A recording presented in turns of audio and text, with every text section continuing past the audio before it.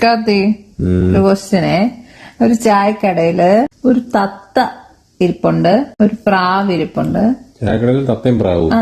ചായക്കടയില് തത്ത ഇരിപ്പുണ്ട്, പ്രാവ് ഇരിപ്പുണ്ട്, പിന്നെ ഒരു കാക്ക ഇരിപ്പുണ്ട്, പിന്നെ ഒരു മൈന ഇരിപ്പുണ്ട്. അപ്പൊ ചായക്കടക്കാരൻ തത്തയ്ക്കും പ്രാവിനും മൈനയ്ക്കും കടി കൊടുത്തു, കാക്കയ്ക്ക് ചായയും കടിയും കൊടുത്തു. എന്തുകൊണ്ട്? ആർക്കൊക്കെ കടി കൊടുത്തു? ആർക്ക് കടി കൊടുത്തു? പ്രാവിനും തത്തയ്ക്കും മൈനയ്ക്കും കടി കൊടുത്തു, കാക്കയ്ക്ക് ചായയും കടിയും കൊടുത്തു. കാക്കയ്ക്ക് ചായയും കടിയും കൂടെ കൊടുത്താ?